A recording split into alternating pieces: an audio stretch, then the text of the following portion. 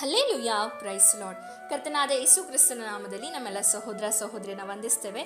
ನೀವಿನ್ನೂ word of truth ಎಂಬ ಚಾನಲ್ನ ಮೊದಲನೇ ಬಾರಿಗೆ ವೀಕ್ಷಿಸುತ್ತಿರುವುದಾದರೆ ದಯವಿಟ್ಟು ಸಬ್ಸ್ಕ್ರೈಬ್ ಮಾಡ್ಕೊಳ್ಳಿ, ಲೈಕ್ ಮಾಡಿ, ಶೇರ್ ಮಾಡಿ, ಹಾಗೂ ನಿಮ್ಮ ಪ್ರಾರ್ಥನಾ ಮನವಿಗಳನ್ನು ನಮಗೆ ಕಮೆಂಟ್ ಮೂಲಕವಾಗಿ ತಿಳಿಸಿರಿ. ಹಾಗೆ ಕೆಳಗೆ ಕೊಟ್ಟಿರುವಂತಹ ನಂಬರನ್ನು ನಿಮ್ಮ ಪ್ರಾರ್ಥನಾ ಮನವಿಗಳಿರೋದಾದರೆ ನೀವು ತಿಳಿಯಪಡಿಸಬಹುದಾಗಿದೆ. ನಮ್ಮ ಪ್ರತಿನಿತ್ಯ ಗೂಗಲ್ ಮೀಟ್ನಲ್ಲಿ ನಡೆಯುವಂಥ ಪ್ರಾರ್ಥನೆಗಳಿಗೆ ಜಾಯ್ನ್ ಆಗಬೇಕಾದಲ್ಲಿ ಕೆಳಗೆ ಕೊಟ್ಟಿರುವಂಥ ನಂಬರನ್ನು ಸಂಪರ್ಕಿಸಿರಿ. Praise the lord. ಕರ್ತನ ನಾಮಕ್ಕೆ ಮಹಿಮೆ ಉಂಟಾಗಲಿ. ಈ ಮೂಲಕ ನಮ್ಮನ್ನು ವೀಕ್ಷಿಸುತ್ತಿರುವಂಥ ನಿಮ್ಮೆಲ್ಲರಿಗೂ ಪ್ರಭುವಾದ ಯೇಸು ಕ್ರಿಸ್ತನ ನಾಮದಲ್ಲಿ ನಮ್ಮ ಪ್ರೀತಿಯ ವಂದನೆಗಳನ್ನು ತಿಳಿಸುವವರಾಗಿದ್ದೇವೆ. ಪ್ರತಿದಿನ ದೇವರ ವಾಕ್ಯನ ಕೇಳುವುದರಲ್ಲಿ ನೀವು ತೋರಿಸುವಂಥ ಆಸಕ್ತಿಯನ್ನು ನೆನೆಸಿ ದೇವರಿಗೆ ಘನತೆಯನ್ನು ಮಹಿಮೆಯನ್ನು ಸಲ್ಲಿಸ್ತೇವೆ. ಪ್ರತಿದಿನ ದೇವರ ವಾಕ್ಯನ ಕೇಳಿ ಅನೇಕ ಬದಲಾವಣೆಗಳನ್ನು ನಿಮ್ಮ ಜೀವಿತದಲ್ಲಿ ನೀವು ತಂದುಕೊಳ್ಳುತ್ತಿರುವುದಕ್ಕಾಗಿ ದೇವರಿಗೆ ಮಹಿಮೆ ಉಂಟಾಗಲಿ. ಪ್ರತಿದಿನ ದೇವರು ನಮ್ಮೊಂದಿಗೆ ಮಾತಾಡಿ ನಮ್ಮನ್ನು ಬಲಪಡಿಸಿ ನಮ್ಮನ್ನು ಧೈರ್ಯಪಡಿಸುವಂಥ ದೇವರೇ ಆಗಿದ್ದಾರೆ. ಈ ದಿನವೂ ಕೂಡ ಆತನ ವಾಕ್ಯದ ಮೂಲಕ ನಮ್ಮೊಂದಿಗೆ ಆತನು ಮಾತಾಡುವ ಕರ್ತನಾಗಿದ್ದಾನೆ. ಆತನು ನಮ್ಮೊಂದಿಗೆ ಮಾತಾಡಲಿಕ್ಕಾಗಿ ನಮ್ಮ ಕಣ್ಣುಗಳನ್ನು ಮುಚ್ಚೋಣ, ನಮ್ಮನ್ನೇ ನಾವು ಸಮರ್ಪಿಸಿಕೊಂಡು ಪ್ರಾರ್ಥನೆ ಮಾಡೋಣ. ನನ್ನೊಂದಿಗೆ ಸೇರಿ ನೀವು ಪ್ರಾರ್ಥನೆ ಮಾಡಿ. ಪ್ರೀತಿ ಸ್ವರೂಪನಾದ ತಂದೆಯೇ, ಒಳ್ಳೆಯ ಸಮಯಕ್ಕಾಗಿ ಸ್ತೋತ್ರ. ಪ್ರತಿದಿನ ನೀವು ನಮ್ಮೊಂದಿಗೆ ದೇವರೇ ಮಾತಾಡಿ ನಮ್ಮನ್ನು ಬಲಪಡಿಸಿ, ನಮ್ಮನ್ನು ಕ್ರಮಪಡಿಸಿ, ನಮ್ಮನ್ನು ಧೈರ್ಯಪಡಿಸಿದ ಹಾಗೆ ಈ ದಿನವೂ ಕೂಡ ನೀವು ನಮ್ಮೊಂದಿಗೆ ಮಾತಾಡಿರಿ, ನಮ್ಮನ್ನು ಬಲಪಡಿಸಿರಿ, ನಮ್ಮನ್ನು ಕ್ರಮಪಡಿಸಿರಿ, ನಮ್ಮನ್ನು ಧೈರ್ಯಪಡಿಸಿರಿ ಎಂಬುದಾಗಿ ಪ್ರಾರ್ಥಿಸ್ತೇನೆ. ಈ ದಿನ ಯಾವ ವಿಷಯದ ಕುರಿತು ನೀವು ನಮ್ಮೊಂದಿಗೆ ಮಾತಾಡಲಿಕ್ಕೆ ಬಯಸ್ತೀರೋ ಆ ವಿಷಯದ ಕುರಿತು ಧಾರಾಳವಾಗಿ ನೀವು ನಮ್ಮೊಂದಿಗೆ ಮಾತಾಡಿರಿ. ನಮ್ಮನ್ನು ದೇವರ ವಿಷಯದಲ್ಲಿ ಕ್ರಮಪಡಿಸಿರಿ ಎಂಬುದಾಗಿ, ಬಲಪಡಿಸಿರಿ ಎಂಬುದಾಗಿ ಪ್ರಾರ್ಥಿಸ್ತೇನೆ. ಎಲ್ಲ ಘನತೆ ಮಹಿಮೆ ನಿನಗೆ, ಯೇಸುವಿನ ನಾಮದಲ್ಲಿ ತಂದೆಯೇ, ಆಮೇನ್, ಆಮೇನ್, ಆಮೇನ್.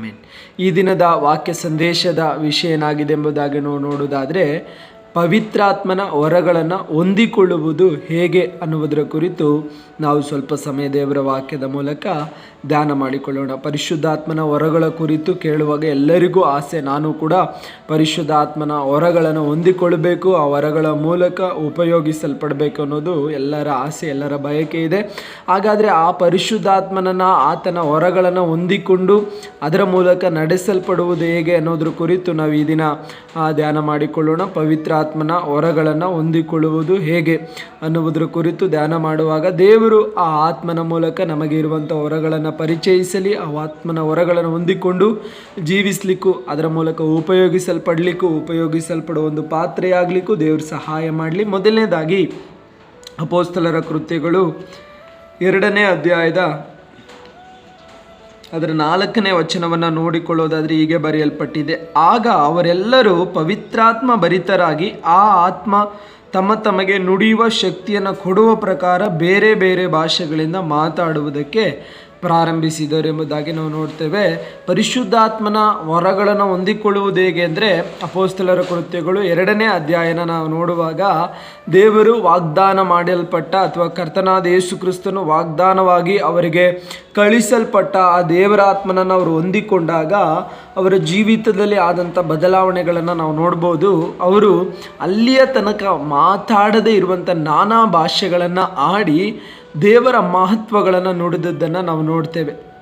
ಅಂದರೆ ಒಂದು ವರಗಳನ್ನು ದೇವರು ಆ ಆತ್ಮನ ಮೂಲಕ ಅವರಿಗೆ ಸುರಿಸಿದ್ದನ್ನು ನಾವು ನೋಡ್ತೇವೆ. ಹೇಗೆ ಆ ಕೃಪಾವರಗಳನ್ನು ಅವರು ಹೊಂದಿಕೊಂಡ್ರೆ ಅಂದರೆ, ಒಂದನೇದಾಗಿ ಕಾದಿದ್ದು ಹೊಂದ್ಕೊಂಡ್ರು. ಯೇಸು ಸ್ವಾಮಿ ಸ್ವರ್ಗಾರೋಹಣ ಆಗುವುದಕ್ಕಿಂತ ಮುಂಚಿತವಾಗಿ ಅವರಿಗೆ ಹೀಗೆ ಹೇಳಿದರು, ನೀವು ಇಲ್ಲೇ ಕಾದ್ಕೊಂಡಿರಿ, ಸ್ಥಳ ಬಿಟ್ಟು ಹೋಗಬೇಡಿ, ಪರಿಶುದ್ಧಾತ್ಮನು ನಿಮ್ಮ ಮೇಲೆ ಬರ್ತಾನೆ, ಆತನು ಕೊಡುವ ಶಕ್ತಿಯನ್ನು ಬಲವನ್ನು ಹೊಂದಿಕೊಂಡು ನೀವು ನನಗೆ ಭೂಲೋಕದ ಕಡೆಯವರೆಗೂ ಅಂದರೆ ಯೆರೂಸಲೇಮಿನಲ್ಲಿಯೂ ಯೂದಾಯ ಸಮರ್ಯ ಲೋಕದ ಕಡೆಯವರೆಗೂ ನನಗೆ ಸಾಕ್ಷಿಗಳಾಗಿರಬೇಕು ಎಂಬುದಾಗಿ ದೇವರು ಹೇಳಿದ್ದನ್ನು ನಾವು ನೋಡ್ತೀವಿ. ದೇವರು ವಾಗ್ದಾನ ಅಥವಾ ಪ್ರಭುವಾದ ಯೇಸು ಕ್ರಿಸ್ತನು ವಾಗ್ದಾನ ಮಾಡಿದ ಪರಿಶುದ್ಧಾತ್ಮನನ್ನು ಅವರು ಹೊಂದಿಕೊಳ್ಳಿಕ್ಕಾಗಿ ಏಕ ಮನಸ್ಸಿನಿಂದ ಪ್ರಾರ್ಥನೆಯಲ್ಲಿ ಅವರು ನಿರಂತರಾಗಿದ್ದರು. ಯೇಸು ಸ್ವಾಮಿ ಹೇಳಿದ ನಂತರ ಅವರು ಒಟ್ಟಾಗಿ ಸೇರಿ ಒಂದೇ ಸ್ಥಳದಲ್ಲಿ ಏನು ಮಾಡ್ತಾಯಿದ್ದಾರೆ, ಆತ್ಮನ ಆ ವರಗಳಿಗಾಗಿ ಅಥವಾ ಆತ್ಮನ ಅನುಭವಕ್ಕಾಗಿ ಪ್ರಾರ್ಥಿಸ್ತಾ ಇದ್ದಾರೆ. ಹೇಗೆ ಪ್ರಾರ್ಥಿಸ್ತಾ ಇದ್ದಾರೆ? ಏಕ ಮನಸ್ಸಿನಿಂದ ಪ್ರಾರ್ಥಿಸ್ತಾ ಇದ್ದಾರೆ. ಏಕ ಮನಸ್ಸು, ಎಲ್ಲರ ಮನಸ್ಸು ಒಂದಾಗಿದೆ. ಹಾಗಾದರೆ ನೀನು ಪರಿಶುದ್ಧಾತ್ಮನ ವರವನ್ನು ಹೊಂದಿಕೊಳ್ಬೇಕಂದ್ರೆ ನಿನ್ನ ಮನಸ್ಸು ಶುದ್ಧೀಕರಿಸಲ್ಪಡಬೇಕು. ನಿನ್ನ ಮನಸ್ಸಿನಲ್ಲಿರುವ ಎಲ್ಲ ಗೊಂದಲತ್ವವನ್ನು ತೆಗೆದುಹಾಕಿ ನಿನ್ನ ಮನಸ್ಸು ಏಕಾಂತವಾಗಿ, ಅಂದರೆ ನಿನ್ನ ಮನಸ್ಸು ಶುದ್ಧೀಕರಿಸಲ್ಪಟ್ಟ ರೀತಿಯಲ್ಲಿ ಇರುವುದಾದರೆ ಪರಿಶುದ್ಧಾತ್ಮನ ವರಗಳನ್ನು ಹೊಂದಿಕೊಳ್ಳಿಕ್ಕೆ ಸಾಧ್ಯವಾಗ್ತದೆ. ಏಕ ಮನಸ್ಸಿನಿಂದ ಪ್ರಾರ್ಥನೆಯಲ್ಲಿ ನಿರಂತರರಾಗಿದ್ದರು. ಪ್ರಾರ್ಥನೆ ಬಿಟ್ಟು ಬಿಡದೆ ಪ್ರಾರ್ಥನೆ ಮಾಡ್ತಾಯಿದ್ರು. ಏನಕ್ಕೋಸ್ಕರ ಪ್ರಾರ್ಥನೆ ಮಾಡಿದ್ರು? ದೇವರೇ, ನೀನು ವಾಗ್ದಾನ ಮಾಡಿದ ಪರಿಶುದ್ಧಾತ್ಮನು ನನ್ನ ಮೇಲೆ ಇಳಿದು ಬರಲಿ, ಆ ಪರಿಶುದ್ಧಾತ್ಮನ ವರಗಳಿಂದ ನನ್ನನ್ನು ತುಂಬಿಸು ಎಂಬುದಾಗಿ ಅವ್ರು ಏನು ಮಾಡ್ತಾಯಿದ್ರು ಅಂದರೆ ಪ್ರಾರ್ಥನೆ ಮಾಡ್ತಿದ್ರು. ಒಂದನೇದಾಗಿ ನಮ್ಮಲ್ಲಿ ಸಿದ್ಧ ಮನಸ್ಸಿರಬೇಕು. ಎರಡನೇದಾಗಿ ನಿರಂತರವಾದ ಪ್ರಾರ್ಥನೆ ಇರಬೇಕು. ಪರಿಶುದ್ಧಾತ್ಮನ ವರಗಳನ್ನು ಹೊಂದಿಕೊಳ್ಳುವುದು ಹೇಗೆ ಅನ್ನೋದ್ರ ಕುರಿತು ನಾವು ನೋಡುವಾಗ, ಒಂದನೇದಾಗಿ ಸಿದ್ಧವಾದ ಮನಸ್ಸು, ಆ ಆತ್ಮನ ವರಗಳನ್ನು ಹೊಂದಿಕೊಳ್ಳಿಕ್ಕಾಗಿ ನಮ್ಮ ಮನಸ್ಸು ಸಿದ್ಧವಾಗಿರಬೇಕು. ಎರಡನೇದಾಗಿ ನಿರಂತರವಾದ ಪ್ರಾರ್ಥನೆ, ಆತ್ಮನ ವರಗಳು ನಮ್ಮ ಮೇಲೆ ಸುರಿಯುವ ತನಕ ನಾವು ನಿರಂತರವಾಗಿ ಪ್ರಾರ್ಥನೆಯಲ್ಲಿ ಇರಬೇಕು. ಪ್ರಾರ್ಥನೆಯಲ್ಲಿ ಇರುವುದಾದರೆ ದೇವರು ನಮ್ಮ ಮೇಲೆ ತನ್ನ ಕೃಪಾ ವರಗಳನ್ನು ಸುರಿಸುವವನಾಗಿದ್ದಾನೆ. ಹಾಗಾದರೆ ಆ ಕೃಪಾ ವರಗಳ ಕುರಿತು ನಾವು ಒಂದು ಬಾರಿ ಧ್ಯಾನ ಮಾಡಿಕೊಳ್ಳೋಣ. ಸತ್ಯವೇದದಲ್ಲಿ ದೇವರು ತನ್ನ ಭಕ್ತರ ಮೇಲೆ ಸುರಿಸುವಂಥ ಕೃಪಾ ವರಗಳ ಕುರಿತು ನಾವು ನೋಡ್ಬೋದು. 1 ಕೊರಿಂಥದವರಿಗೆ ಬರೆದ ಪತ್ರಿಕೆ ಅದರ 12ನೇ ಅಧ್ಯಾಯ 4ನೇ ವಚನದಿಂದ ನಾವು ಓದಿಕೊಳ್ಳೋದಾದರೆ, ಅಲ್ಲಿ ಪರಿಶುದ್ಧಾತ್ಮನ ಕೃಪಾವರಗಳ ಬಗ್ಗೆ ಅದರ ವಿವರಣೆಗಳನ್ನು ನೀಡಿದ್ದನ್ನು ನಾವು ನೋಡ್ತೇವೆ. ಅಲ್ಲಿ 4ನೇ ವಚನ ಹೀಗೆ ಬರೆಯಲ್ಪಟ್ಟಿದೆ. 1 ಕೊರಿಂಥದವರಿಗೆ ಬರೆದ ಪತ್ರಿಕೆ 12ನೇ ಅಧ್ಯಾಯದ 4ನೇ ವಚನ. ವರಗಳಲ್ಲಿ ಬೇರೆ ಬೇರೆ ವಿಧಾನಗಳುಂಟು, ದೇವರಾತ್ಮನು ಒಬ್ಬನೇ. ಸೇವೆಗಳಲ್ಲಿ ಬೇರೆ ಬೇರೆ ವಿಧಾನಗಳುಂಟು, ಕರ್ತನು ಒಬ್ಬನೇ. ಕಾರ್ಯಗಳಲ್ಲಿ ಬೇರೆ ಬೇರೆ ವಿಧಗಳುಂಟು, ಸರ್ವರಲ್ಲಿಯೂ ಸರ್ವ ಕಾರ್ಯಗಳನ್ನು ಸಾಧಿಸುವ ದೇವರು ಒಬ್ಬನೇ. ಆದರೆ ಪ್ರತಿಯೊಬ್ಬನಲ್ಲಿ ತೋರಿಬರುವ ದೇವರಾತ್ಮನ ವರಗಳು ಸರ್ವ ಪ್ರಯೋಜನಕ್ಕಾಗಿ ಕೊಡಲ್ಪಟ್ಟಿವೆ. ಒಬ್ಬನಿಗೆ ದೇವರಾತ್ಮನ ಮೂಲಕ ಜ್ಞಾನವಾಕ್ಯವು, ಒಬ್ಬನಿಗೆ ಆ ಆತ್ಮನಿಗೆ ಅನುಗುಣವಾಗಿ ವಿದ್ಯಾವಾಕ್ಯವು, ಆ ಒಬ್ಬನಿಗೆ ಆ ಆತ್ಮನಿಂದಲೇ ನಂಬಿಕೆಯು, ಒಬ್ಬನಿಗೆ ಆ ಆತ್ಮನಿಂದಲೇ ನಾನಾ ರೋಗಗಳನ್ನು ವಾಸಿ ಮಾಡುವ ವರವು, ಒಬ್ಬನಿಗೆ ಮಹತ್ವಗಳನ್ನು ಮಾಡುವ ವರವು, ಒಬ್ಬನಿಗೆ ಪ್ರವಾದನೆಯ ವರವು, ಒಬ್ಬನಿಗೆ ಸತ್ಯಾರ್ಥಗಳನ್ನು ವಿವೇಚಿಸುವ ವರವು, ಒಬ್ಬನಿಗೆ ವಿವಿಧ ವಾಣಿಗಳಾಡುವ ವರವು, ಒಬ್ಬನಿಗೆ ವಾಣಿಗಳ ಅರ್ಥವನ್ನು ಹೇಳುವ ವರವು ಕೊಡಲ್ಪಟ್ಟಿವೆ. ಈ ವರಗಳೆಲ್ಲ ಒಬ್ಬ ಆತ್ಮನೇ ತನ್ನ ಚಿತ್ತಕ್ಕೆ ಬಂದ ಹಾಗೆ ಒಬ್ಬೊಬ್ಬನಿಗೆ ಹಂಚಿಕೊಟ್ಟು ನಡೆಸುತ್ತಾನೆ. ನಾವು ನೋಡ್ಬೋದು 1 ಕೊರಿಂಥ 12ನೇ ಅಧ್ಯಾಯ 4ರಿಂದ 10ನೇ ವಚನದ ತನಕ ಅಥವಾ 11ನೇ ವಚನದ ತನಕ ನಾವು ಓದಿದ ಆ ವಾಕ್ಯದಲ್ಲಿ ಹೆಚ್ಚು ಕಡಿಮೆ 9 ವರಗಳ ಬಗ್ಗೆ ಅಲ್ಲಿ ತಿಳಿಸಲ್ಪಟ್ಟಿದ್ದನ್ನು ನಾವು ನೋಡ್ಬೋದು. ಮೊದಲನೇದಾಗಿ ಜ್ಞಾನವರವು, ಜ್ಞಾನವಾಕ್ಯದ ವರವು. ಎರಡನೇದಾಗಿ ವಿದ್ಯೆ ವರವು. ಮೂರನೇದಾಗಿ ನಂಬಿಕೆಯ ವರವು. ನಾಲ್ಕನೇದಾಗಿ ನಾನಾ ರೋಗಗಳನ್ನು ವಾಸಿ ಮಾಡುವ ವರವು. ಐದನೇದಾಗಿ ಮಹತ್ವಗಳನ್ನು ಮಾಡುವ ವರವು. ಆರನೇದಾಗಿ ಪ್ರವಾದನೆಯ ವರವು. ಏಳನೇದಾಗಿ ಸತ್ಯಾರ್ಥಗಳನ್ನು ವಿವೇಚಿಸುವಂಥ ವರವು. ಎಂಟನೇದಾಗಿ ವಾಣಿಗಳನ್ನು ಆಡುವ ವರವು. 9ನೇದಾಗಿ ಆ ವಾಣಿಗಳ ಅರ್ಥವನ್ನು ಹೇಳುವ ವರವು. ಇದು ಒಬ್ಬನಾತ್ಮನಿಂದನೇ ತನ್ನ ಚಿತ್ತಕ್ಕೆ ಬರುವ ಒಬ್ಬೊಬ್ಬನಿಗೆ ಕೊಟ್ಟು ಹಂಚಿಕೊಟ್ಟು ನಡೆಸುತ್ತಾನೆ ಎಂಬುದಾಗಿ ನಾವು ನೋಡ್ತೀವಿ. ಅಂದರೆ ದಾಹದಿಂದ ಬಯಸುವವರಿಗೆ, ಅದನ್ನು ಅಪೇಕ್ಷಿಸುವವರಿಗೆ ಹಂಚಿಕೊಡ್ತಾರೆ ಎಂಬುದಾಗಿ ನಾವು ನೋಡ್ತೇವೆ. ಅದೇ 12ನೇ ಅಧ್ಯಾಯದ 31ನೇ ವಚನದಲ್ಲಿ ಅಪೊಸ್ತಲನಾದ ಪೌಲನು ಈ ವರಗಳನ್ನು ನಾವು ಕೇಳಿ ಪಡ್ಕೊಬೇಕು ಅನ್ನೋದ್ರ ಕುರಿತು ಅಲ್ಲಿ ವಿವರವಾಗಿ ತಿಳಿಸೋದನ್ನು ನಾವು ನೋಡ್ತೇವೆ. ಇವುಗಳಲ್ಲಿ ಅಂದರೆ ಈ ವರಗಳಲ್ಲಿ ಶ್ರೇಷ್ಠ ವರಗಳನ್ನು ಆಸಕ್ತಿಯಿಂದ ಅಪೇಕ್ಷಿಸಿರಿ, ಇನ್ನೂ ಉತ್ಕೃಷ್ಟವಾದ ಮಾರ್ಗವನ್ನು ನಿಮಗೆ ತೋರಿಸುತ್ತೇನೆ. ಇವುಗಳಲ್ಲಿ ಶ್ರೇಷ್ಠ ವರಗಳನ್ನು ಆಸಕ್ತಿಯಿಂದ ಅಪೇಕ್ಷಿಸಿರಿ. ಅಂದರೆ ಕೃಪಾವರಗಳನ್ನು ನಾವು ಹೇಗೆ ಹೊಂದ್ಕೊಳ್ಬೋದು ಅಂದರೆ ಆಸಕ್ತಿಯಿಂದ.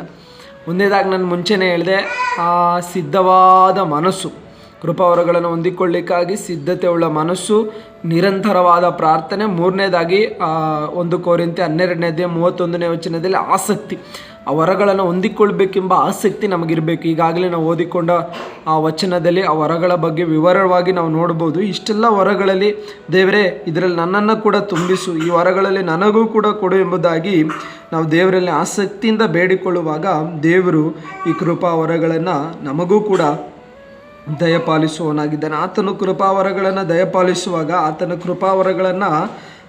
ಕೃಪಾವರಗಳ ಹೊಂದಿದವರನ್ನು ಆತನೇ ನಡೆಸಿಕೊಂಡು ಆತನೇ ಉಪಯೋಗಿಸಿಕೊಳ್ಳುವ ಹಾಗೆ ಶಕ್ತಿಯನ್ನು, ಬಲವನ್ನು ಕೂಡ ಕೊಡುವವನಾಗಿದ್ದಾನೆ. ಆತನೇ ಬಲವನ್ನು ಕೊಟ್ಟು ಆತನೇ ಆ ಕೃಪಾವರಗಳನ್ನು ಉಪಯೋಗಿಸಿಕೊಳ್ಳಲಿಕ್ಕೆ ಸಹಾಯ ಮಾಡ್ತಾನೆ. ರೋಮ ಪತ್ರಿಕೆಯಲ್ಲಿ ಇನ್ನೂ ಕೂಡ ವಿವರವಾಗಿ ಈ ಕೃಪಾವರಗಳ ಬಗ್ಗೆ, ಅಂದರೆ ನಾವು ಯಾವೆಲ್ಲ ಕೃಪಾವರಗಳನ್ನು ಮತ್ತೆಯೂ ಕೂಡ ಹೊಂದಿದ್ದೇವೆ ಅಲ್ಲಿಯೂ ಕೂಡ ನಾವು ನೋಡ್ಬೋದು.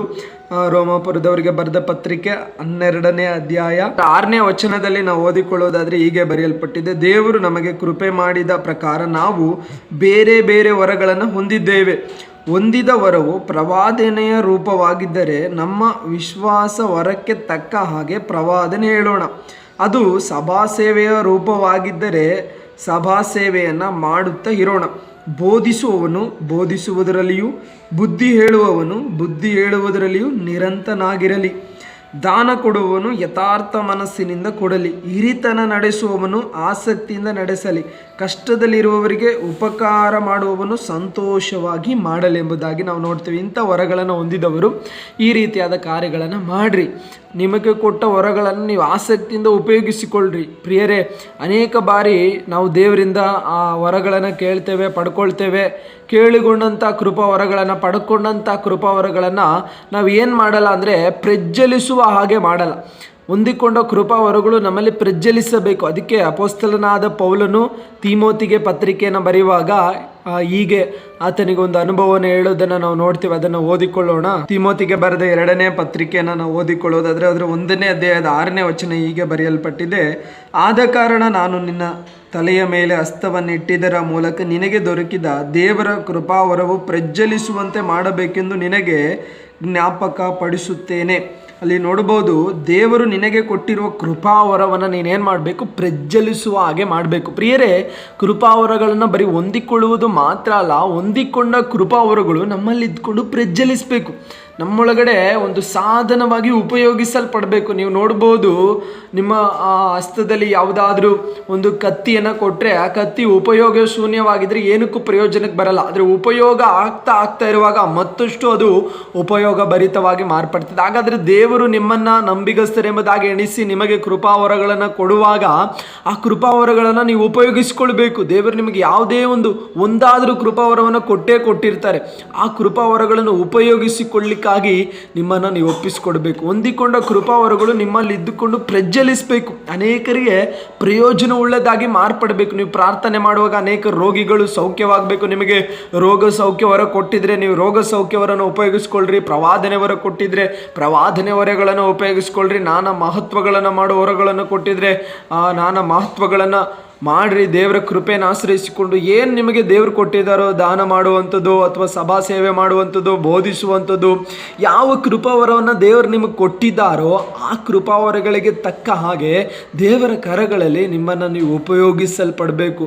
ದೇವರು ನಿಮ್ಮನ್ನು ಉಪಯೋಗಿಸಿಕೊಳ್ಳಿಕ್ಕಾಗಿ ನಿಮ್ಮ ಜೀವಿತವನ್ನು ಆತನಿಗೆ ಸಮರ್ಪಿಸಿಕೊಡಬೇಕು. ಆಗ ಮಾತ್ರವೇ ಕೃಪಾವರಗಳು ನಿಮ್ಮಲ್ಲಿ ಇದ್ದುಕೊಂಡು ಪ್ರಜ್ವಲಿಸಲಿಕ್ಕೆ ಸಾಧ್ಯವಾಗ್ತದೆ. ಹಾಗಾದರೆ ನಾವು ಹೇಗೆ ಪವಿತ್ರಾತ್ಮನ ವರಗಳನ್ನು ಹೊಂದಿಕೊಳ್ಳುವುದು ಅನ್ನೋದರ ಕುರಿತು ಸ್ವಲ್ಪ ಸಮಯ ಧ್ಯಾನಿಸಿದ್ದೇವೆ. 1ನೇದಾಗಿ ಸಿದ್ಧವಾದ ಮನಸ್ಸು, 2ನೇದಾಗಿ ನಿರಂತರವಾದ ಪ್ರಾರ್ಥನೆ, 3ನೇದಾಗಿ ಆಸಕ್ತಿ, ಆ ವರಗಳ ಮೇಲಿರುವ ಆಸಕ್ತಿ. ಹೊಂದಿಕೊಂಡವರು ಅದನ್ನು ನಾವು ಸುಮ್ಮನೆ ಉಪಯೋಗ ಶೂನ್ಯವಾಗಿ ಪಡಿಸಬಾರದು. ನಮ್ಮಲ್ಲಿ ಇದ್ದುಕೊಂಡು ನಂದಿ ಹೋಗಬಾರ್ದು. ಅದು ಪ್ರಜ್ವಲಿಸುವ ಹಾಗೆ ಮಾರ್ಪಡಬೇಕು, ಪ್ರಜ್ವಲಿಸುವುದಾಗಿ ನಮ್ಮ ಜೀವಿತದಲ್ಲಿ ಕಾಣಿಸಲ್ಪಡಬೇಕು. ಹಾಗಾದರೆ ಹೊಂದಿಕೊಂಡಿರುವ ಕೃಪಾವರಗಳು ನಿಮ್ಮಲ್ಲಿ ಪ್ರಜ್ವಲಿಸಬೇಕಾದ್ರೆ ನಿಮ್ಮ ಜೀವಿತವನ್ನು ನೀವು ದೇವರಿಗೆ ಸಮರ್ಪಿಸಿ ಕೊಡಬೇಕು. ಕಣ್ಣುಗಳನ್ನು ಮುಚ್ಚೋಣ, ಪ್ರಾರ್ಥನೆ ಮಾಡೋಣ. ಮುಂದಿನ ದಿನಗಳಲ್ಲಿ ಕೃಪಾವರಗಳನ್ನು ಹೊಂದದೇ ಇರುವವರಾಗಿರುವುದಾದರೆ ಕೃಪಾವರಗಳನ್ನು ಹೊಂದಿಕೊಂಡು ಉಪಯೋಗ ಶೂನ್ಯವಾಗಿ ನಿಮ್ಮ ಜೀವಿತದಲ್ಲಿ ಕೃಪಾವರಗಳನ್ನು ನೀವು ಇಟ್ಟುಕೊಂಡಿರೋದಾದರೆ ಮುಂದಿನ ದಿನಗಳಲ್ಲಿ ಅದನ್ನು ಪ್ರಜ್ವಲಿಸುವ ಹಾಗೆ ದೇವರ ಕರಗಳಲ್ಲಿ ನೀವು ಉಪಯೋಗಿಸಲ್ಪಡುವ ಹಾಗೆ ದೇವರು ಸಹಾಯ ಮಾಡಲಿ. ಕಣ್ಣುಗಳನ್ನು ಮುಚ್ಚೋಣ, ಪ್ರಾರ್ಥನೆ ಮಾಡೋಣ. ಪ್ರೀತಿ ಸ್ವರೂಪನಾದ ತಂದೆ, ಒಳ್ಳೆ ಸಮಯಕ್ಕಾಗಿ ಸ್ತೋತ್ರ. ನಿನ್ನ ಮಕ್ಕಳು ನಿನ್ನ ಆತ್ಮನ ವರಗಳನ್ನು ಹೊಂದಿಕೊಳ್ಳುವುದು ಹೇಗೆ ಅನ್ನೋದ್ರ ಕುರಿತು ಸ್ವಲ್ಪ ಸಮಯ ನಮ್ಮೊಂದಿಗೆ ನೀವು ಮಾತಾಡಿದ ಹಾಗೆ ಕೃಪಾವರಗಳನ್ನು ಹೊಂದಿಕೊಂಡು ನಿನಗಾಗಿ ಪ್ರಜ್ವಲಿಸಲಿಕ್ಕೆ ಬೇಕಾದ ಕೃಪೆಯನ್ನು ದೇವರೇ ನಮಗೆ ಅನುಗ್ರಹಿಸಿರಿ ಎಂಬುದಾಗಿ ಪ್ರಾರ್ಥಿಸ್ತೇನೆ. ಕರ್ತನೆ, ನೀವು ಪ್ರಾರ್ಥನೆ ಕೇಳಿದ್ದಕ್ಕಾಗಿ ಸ್ತೋತ್ರ. ನಿನ್ನ ಮಕ್ಕಳನ್ನು ಕೃಪಾವರಗಳಿಂದ ತುಂಬಿಸುವ ಕರ್ತನಾಗಿರುವುದಕ್ಕಾಗಿ ಸ್ತೋತ್ರ. ತುಂಬಿಸಲ್ಪಟ್ಟ ಕೃಪಾವರಗಳನ್ನು ಹೊಂದಿಕೊಂಡ ಕೃಪಾವರಗಳನ್ನು ದೇವರೇ ಉಪಯೋಗ ಶೂನ್ಯವಾಗಿ ಮಾರ್ಪಡಿಸಿದೆ. ಅದನ್ನು ದೇವರೇ ನಮ್ಮಲ್ಲಿದ್ದುಕೊಂಡು ಪ್ರಜ್ವಲಿಸುವ ಹಾಗೆ ದೇವರೇ ಅದನ್ನು ಮಾರ್ಪಡಿಸುವ ಹಾಗೆ ಕೃಪೆ ಕೊಡು ಸ್ವಾಮಿ. ಪ್ರಜ್ವಲಿಸುವ ಹಾಗೆ ನಮ್ಮಲ್ಲಿದ್ದುಕೊಂಡು ಅದು ಅನೇಕರಿಗೆ ಪ್ರಯೋಜನವುಳ್ಳದಾಗಿ ಮಾರ್ಪಡಲೆಂಬುದಾಗಿ ಪ್ರಾರ್ಥಿಸ್ತೇನೆ. ಎಲ್ಲ ಘನತೆ ನಿನಗೆ, ಯೇಸುವಿನ ನಾಮದಲ್ಲಿ ತಂದೆಯೇ, ಆಮೇನ್ ಆಮೇನ್. ಎಲ್ಲರಿಗೂ ಪ್ರೈಸ್ ದಿ ಲಾರ್ಡ್. ಈ ವಾಕ್ಯನ ನೀವು ಕೇಳಿದಾಗೆ ಅನೇಕರು ಈ ವಾಕ್ಯನ ಕೇಳುವುದಕ್ಕಾಗಿ ಅನೇಕರಿಗೆ ವಾಕ್ಯವನ್ನು ಕಳಿಸಿಕೊಡಿರಿ. ಅವರು ಕೂಡ ಪವಿತ್ರಾತ್ಮನ ವರಗಳನ್ನು ಹೊಂದಿಕೊಂಡು ಕರ್ತನಿಗಾಗಿ ಪ್ರಜ್ವಲಿಸಿ ಅದು ಉಪಯೋಗಿಸಲ್ಪಡಲಿ. ಹಾಗೆ ನಮ್ಮ ಪ್ರಾರ್ಥನೆಗಳಲ್ಲಿ ನೀವು ಜಾಯ್ನ್ ಆಗಬೇಕಾದಲ್ಲಿ ಕೆಳಗೆ ಕೊಟ್ಟಿರೋ ವಾಟ್ಸಪ್ ಗ್ರೂಪ್ಗೆ ನೀವು ಜಾಯ್ನ್ ಆಗ್ಬೋದು. ಅದರ ಮೂಲಕ ನಮ್ಮ ಪ್ರತಿದಿನ ನಡೆಯುವಂಥ ಆನ್ಲೈನ್ ಪ್ರಾರ್ಥನೆಯ ಲಿಂಕ್ ನಿಮಗೆ ದೊರಕುವಂಥದ್ದಾಗಿರ್ತದೆ. ಹಾಗೆ ನಿಮಗೆ ಯಾವುದಾದ್ರೂ ಪ್ರಾರ್ಥನಾ ಮನವಿಗಳಿರೋದಾದರೆ ಕೆಳಗೆ ಕೊಟ್ಟಿರುವ ನಂಬರ್ಗೆ ನೀವು ಸಂಪರ್ಕಿಸ್ಬೋದು. ನಾವು ನಿಮಗೋಸ್ಕರ ಪ್ರಾರ್ಥಿಸ್ತೇವೆ. ಹಾಗೆ ಪ್ರತಿ ತಿಂಗಳು ರಾಮನಗರದಲ್ಲಿ ನಡೆಯುವಂಥ ಒಂದು ಪ್ರಾರ್ಥನೆ ಕೂಟ, ಒಂದು ಬಿಡುಗಡೆಯ ಕೂಟಕ್ಕಾಗಿ ನೀವು ಬರಲಿಕ್ಕೆ ಬಯಸೋದಾದರೆ, ಅದರಲ್ಲಿ ಭಾಗಿಯಾಗಲಿಕ್ಕೆ ಬಯಸೋದಾದರೆ ಅದೇ ನಂಬರನ್ನು ನೀವು ಸಂಪರ್ಕಿಸೋದಾದರೆ, ಕೆಳಗೆ ಕೊಟ್ಟಿರೋ ನಂಬರನ್ನು ಸಂಪರ್ಕಿಸೋದಾದರೆ ನಿಮಗೆ ಅದರ ಹೇಗೆ ಬರಬೇಕು ಅನ್ನೋದನ್ನು ನಾವು ತಿಳಿಸ್ತೇವೆ. ಆ ಕೂಟದಲ್ಲಿ ಮುಖ್ಯವಾಗಿ ಮಕ್ಕಳಿಲ್ಲದವರಿಗಾಗಿ, ಮದುವೆ ಆಗದವರಿಗಾಗಿ, ಸಾಲದಲ್ಲಿ, ರೋಗದಲ್ಲಿ, ಇನ್ನಿತರ ಸಮಸ್ಯೆಗಳಲ್ಲಿ ಬಳಲುವವರಿಗಾಗಿ ಪ್ರಾರ್ಥಿಸುವಂಥ ಒಂದು ಕೂಟವಾಗಿದೆ. ಖಂಡಿತವಾಗಿಯೂ ದೇವರು ಅನೇಕ ಅದ್ಭುತಗಳನ್ನು ಆ ಕೂಟದಲ್ಲಿ ಮಾಡುತ್ತಿದ್ದಾರೆ, ಮುಂದೆಯೂ ಕೂಡ ಮಾಡ್ತಾರೆ. ನಿಮಗೆ ಆಸಕ್ತಿ ಇರೋದಾದರೆ ಆ ಕೂಟದಲ್ಲಿ ಬಂದು ಭಾಗವಹಿಸಿ. ದೇವರು ಖಂಡಿತವಾಗಿಯೂ ನಿಮ್ಮ ಜೀವಿತದಲ್ಲಿ ಒಂದು ದೊಡ್ಡ ಬದಲಾವಣೆಯನ್ನು ತರುವವರಾಗಿದ್ದಾರೆ. ಅದು ರಾಮನಗರದಲ್ಲಿ ಪ್ರತಿ ತಿಂಗಳು 30ನೇ ತಾರೀಕು ನಡೀತದೆ. ಆಮೇನ್. Praise the lord.